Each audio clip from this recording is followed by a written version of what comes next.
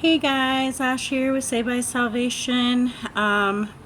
Tonight we are going to be doing chapter 21 and 22 in the book of Luke. Continuing our series, I want to just say I hope everybody's having a blessed day. Sorry if I seem a little off tonight. I'm just in a significant amount of pain, and so please just kind of bear with me. Anyway, so we are just going to jump right in. Chapter 21, Book of Luke. The widow's gift. He looked up and saw the rich dropping their offerings into the temple treasury. He also saw a poor widow dropping in 2 tiny coins. I tell you the truth, he said. This poor widow has put more than all of them, for all these people have put in gifts out to their surplus, but she, out of poverty, has put in all she had to live on. Destruction of the temple predicted. As some were talking about the temple complex, how it was adorned with beautiful stones and gifts dedicated to God, he said, "These things that you see, the day will come when not one stone will be left on another." The day will come when not one stone will be left on another that will not be thrown down. Signs of the end of the age. Teacher, they asked him, so when will these things be? And what will be the sign when these things are about to take place? Then he said, watch out that you are not deceived, for many will come in my name, saying, I am he, and the time is near. Don't follow them. When you hear of wars and rebellions, don't be alarmed. Indeed, these things must take place first, but the end won't come right away. Then he told them, Nation will be raised up against nation, and kingdom against kingdom. There will be violent earthquakes, and famines and plagues in various places, and there will be terrifying sights and great signs from heaven. But before all these things, they will lay their hands on you and persecute you. They will hand you over to the synagogues and prisons, and you will be brought before kings and governors because of my name. It will lead to an opportunity for you to witness. Therefore, make up your mind not to prepare your defense ahead of time. For I will give you such words and a wisdom that none of your adversaries will be able to resist or contradict. You will even be betrayed by parents, brothers, relatives, and friends. They will kill some of you.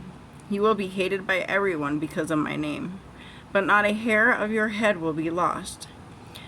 By your endurance, gain your lives. The destruction of Jerusalem.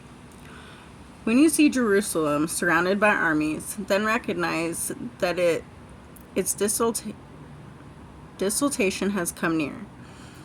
Then those in Judah must flee to the mountains. Those inside the city must leave it, and those who are in the country must not enter it, because these are the days of vengeance to fulfill all the things that are written. Oh, woe to pregnant women and nursing mother in these days, for there will be great distress in the land and wrath against the people. They will fall by the edge of the sword and be led captive into all nations, and Jerusalem will be trampled by the Gentiles until the time of the Gentiles are fulfilled. The coming of the Son of Man. Then there will be signs in the sun, moon, and stars, and there will be anguish on the earth among nations bewildered by the roaring sea and waves. People will faint from fear and expectation of the things that are coming on the world, because the celestial powers will be shaken. Then they will see the Son of Man coming in a cloud with power and great glory. But when these things begin to take place, stand up and lift your heads, because your redemption is near. The parable of the fig tree. Then he told them a parable. Look at a fig tree and all the trees. As soon as they put out leaves, you can see for yourselves and recognize that summer is almost near. In the same way, when you see these things happening, recognize that the kingdom of God is near. I assure you, this generation will certainly not pass away until all things take place. Heaven and earth will pass away, but my words will never pass away. The need for watchfulness. Be on your guard so that your minds are not dulled from carousing, drunkenness, and worries of life, or that day will come on you unexpectedly like a trap. For it will come on for all who live on the face of the whole earth. But be alert at all times, praying that you may have strength to escape all these things that are going to take place and to stand before the Son of Man. During the day he was teaching in the temple complex, but in the evening he would go out and spend the night on what was called the Mount of Olives. Then all the people would come early in the morning to hear him in the temple complex. So that's chapter 21, and I'm just going to keep going through 22. The plot to kill Jesus. Chapter 22. The festival of unleavened bread, which is called Passover, was drawing near. The chief priests and the scribes were looking for a way to put him to death because they were afraid of the people. When Satan entered Judas, called Iscariot, who was numbered among the 12, he went away and discussed with the chief priests and temple police how he could hand him over to them. They were glad and agreed to give him silver. So he accepted the offer and started looking for a good opportunity to betray him to them when the crowd was not present. Preparation for Passover. Then the day of the unveiled bread came when the Passover lamb had to be sacrificed. Jesus sent Peter and John, saying, "Go and prepare the Passover meal for us so we can eat it." "Where do you want us to prepare it?" they asked him. "Listen," he said to them. "When you've entered the city, a man carrying a water jug will meet you. Follow him into the house he enters. Tell the owner of the house, the teacher asks you, 'Where is the guest room where I can eat the Passover with my disciples?' Then he will show you a large furnished room upstairs. Make the preparations there." So they went and found it just as he told them, and they prepared the Passover. The first Lord's Supper. When the hour came, he reclined at the table, and the apostles with him. Then he said to them, "I have fervently desired to eat this Passover with you before I suffer. For I tell you, I will not eat it again until it is fulfilled in the kingdom of God." Then he took a cup, and giving thanks, he said, "Take this and share it among yourselves. For I tell you, from now on I will not drink of the fruit of the vine until the kingdom of God comes." And he took the bread, gave thanks, broke it, gave it to them, and said, "This is my body, which is given for you. Do this in remembrance of me." In the same way, he also took the cup after supper and said, "This cup is the new covenant established by my blood. It is shed for you. But look, the hand of the one betraying me is at the table with me. For the Son of Man will go away as it has been determined, but woe to that man by whom he is betrayed." So they began to argue among themselves which of them it could be who was going to do these things. The dispute over greatness. Then a dispute arose among them about who should be considered the greatest. But he said to them, the kings of Gentiles dominate them, and those who have authority over them are called benefactors. But it must not be like that among you. On the contrary, whoever is great among you must become like the youngest, and whoever leads like the one serving. For who is greater, the one at the table or the one serving? Isn't it the one at the table? But I am among you as the one who serves. You are the ones who stood by me in my trials. I bestow on you a kingdom, just as my Father bestowed one on me, so that you may eat and drink at my table in my kingdom, and you will sit on thrones judging the 12 tribes of Israel. Peter's denial prediction. "Simon, Simon, look out. Satan has asked to shift you like wheat, but I have prayed for you that your faith may not fail. And you, when you have turned back, strengthen your brothers. Lord, he told them, I'm ready to go with you both to prison and to death. I tell you, Peter, he said, the rooster will not crow today until you deny 3 times that you know me. Be ready for trouble.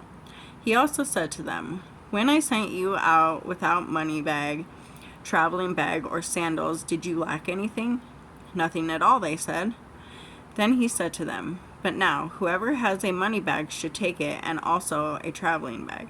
And whoever doesn't have a sword should sell his robe and buy one. For I tell you, what is written must be fulfilled in me. And he was counted among the outlaws.